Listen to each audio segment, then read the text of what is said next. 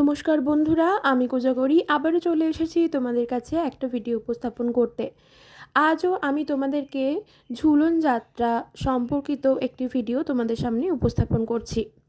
আজ তোমাদের যেটা জানাবো সেটা হলো শ্রী শ্রী রাধাকৃষ্ণের ঝুলন যাত্রা উৎসব কবে শুরু হবে বা এবং কবে শেষ হবে, আর আমাদের সনাতন হিন্দু ধর্মে ঝুলন যাত্রার মাহাত্ম্য কী, এটি কোন কালের বা কতটা প্রাচীন, ঝুলন যাত্রার পুজো কিভাবে করা যায় এবং ঝুলন যাত্রা উৎসবের সময় কী কী নিয়ম পালন করা অবশ্যই দরকার, সেইগুলো তোমাদের সাথে শেয়ার করব। আশা করি ভিডিওটি থেকে তোমরা উপকৃত হবে, লাভবান হবে, সমস্তটাই জানাবো। তবে চলো বন্ধুরা, তার আগে একটু চ্যানেলের ইন্ট্রোটা দিয়ে ফেলি।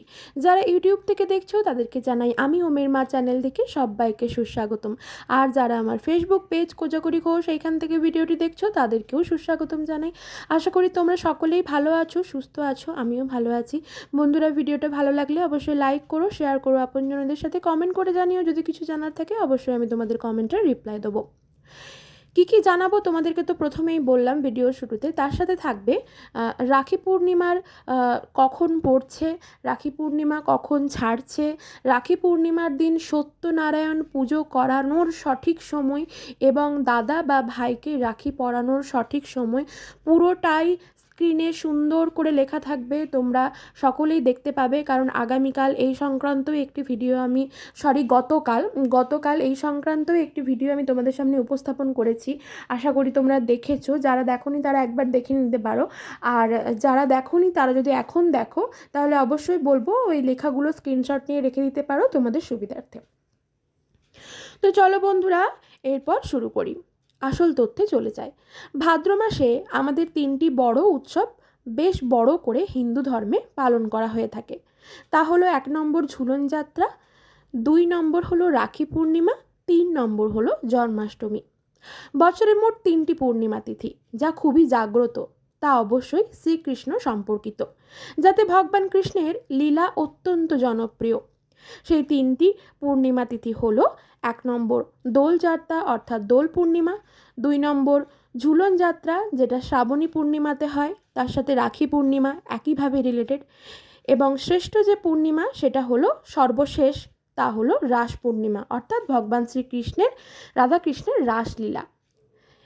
এই 3টি লীলা তত্ত্বের প্রতীকস্বরূপ বর্ণনা এমনটাই যে প্রথম লীলাটি হলো স্পন্দন, দ্বিতীয় লীলাটি হলো আন্দোলন, তৃতীয় লীলাটি হলো নৃত্য বা উল্লাস।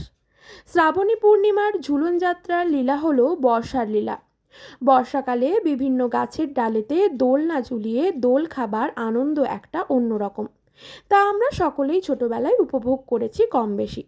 সাধারণত শ্রাবণ মাসের একাদশী থেকে পূর্ণিমা এই 5 দিন ব্যাপী অনুষ্ঠিত হয় ঝুলন পূর্ণিমা তিথিটি। তাই এই বছর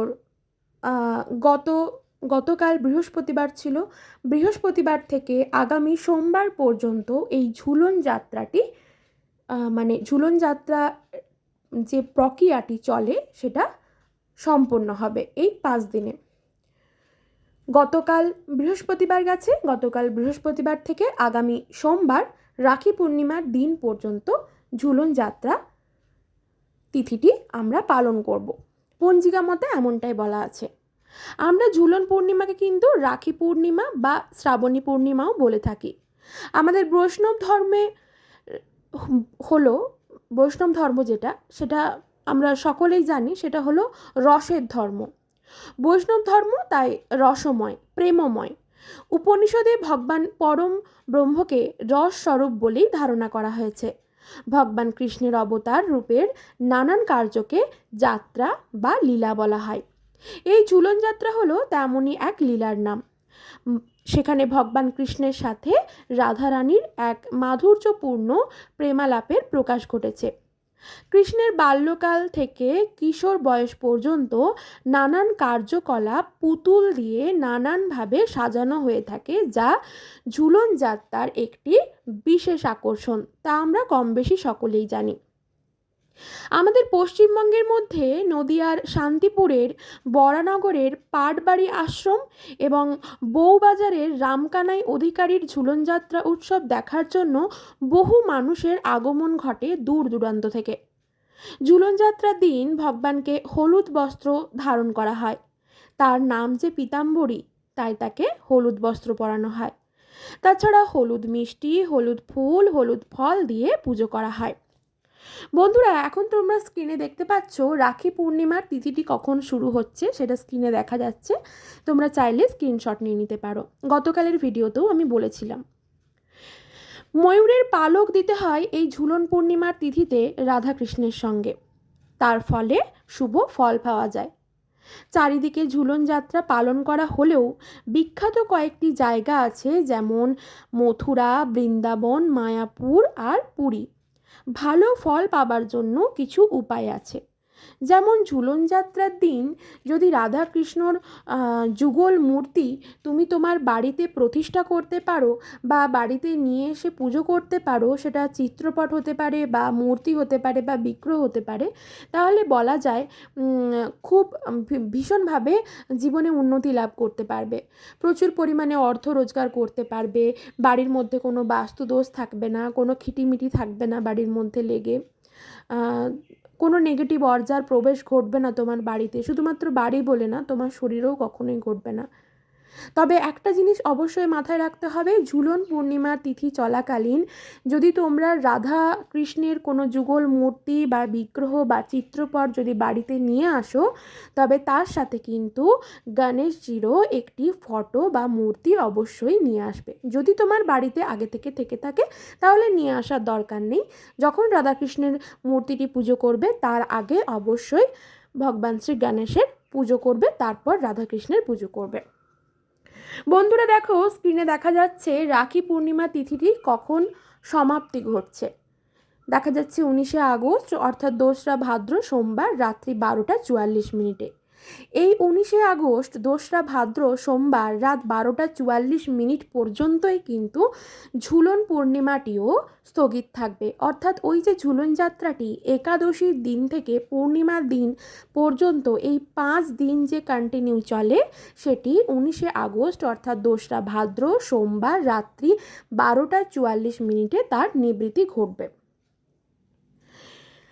তোমাকে বা তোমাদেরকে একটি কথা বলবো, যদি তোমরা বাড়িতে ঝুলন পূর্ণিমা চলাকালীন রাধাকৃষ্ণের যুগল মূর্তি বা ফটো বা চিত্রপট যদি নিয়ে এসে পুজো করো, তবে বলবো তোমার পুজোর স্থান যেখানে আছে সেই জায়গাটা যেন অবশ্যই শান্ত এবং স্নিগ্ধ অবস্থায় থাকে।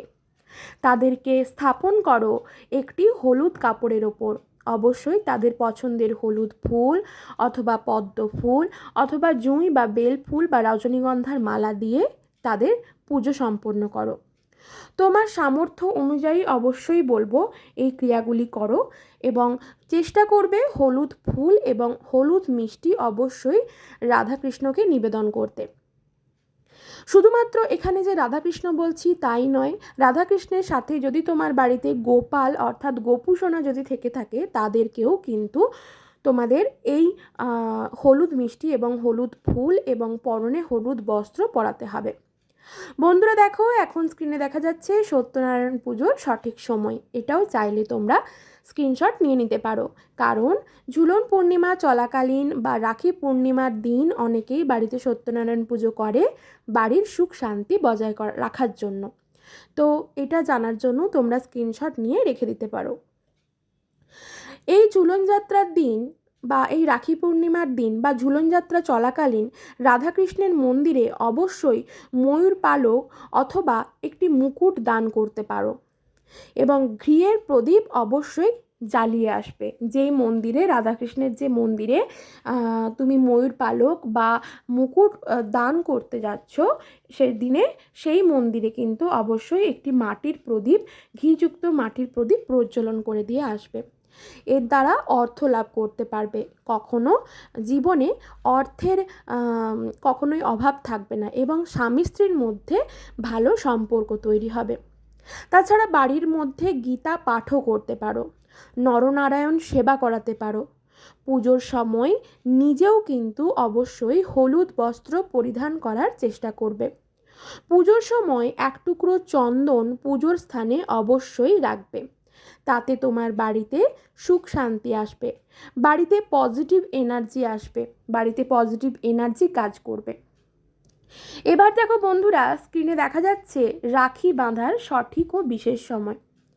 রাখি বাঁধার একটা সর্বদা সঠিক এবং বিশেষ সময় থাকা দরকার, যেটা সব দিনই থাকে, শাস্ত্রেও বলা আছে এবং পঞ্জিকাতেও দেওয়া আছে। 19শে আগস্ট সোমবার সকাল 7:30 থেকে সকাল 10:20 পর্যন্ত তোমরা একটা সময় দাদা বা ভাইয়ের হাতে রাখি বাঁধতে পারবে। পুনরায় সকাল 11:47 থেকে সন্ধ্যা 6:29 পর্যন্ত আবারও কিন্তু রাখি বাঁধার একটা সঠিক এবং বিশেষ সময় আছে। যারা ফার্স্ট স্লটটা কোনোভাবে মিস করে যাবে তারা কিন্তু সেকেন্ড স্লটেও রাখি বাঁধতে পারো।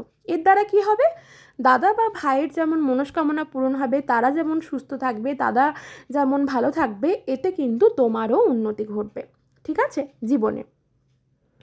আরেকটা কথা বলবো, এই ঝুলন পূর্ণিমা চলাকালীন অবশ্যই তোমরা চেষ্টা করবে জল দান করতে।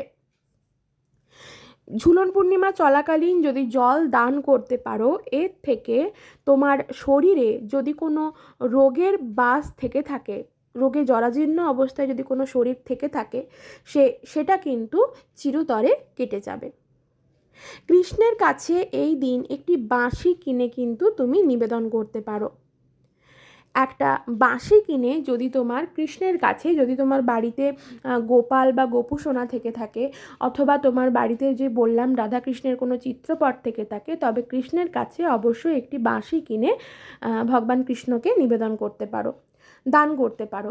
সেক্ষেত্রে বাঁশিটি ধাতব হলেই ভালো হয়, মানে রূপোর বা তামা বা পেতলের হলে ভালো হয়। যদি সাধ্য সামর্থ্যের বাইরে হয়, বাঁশের বাঁশি কিনেও কিন্তু তোমরা নিবেদন করতে পারো।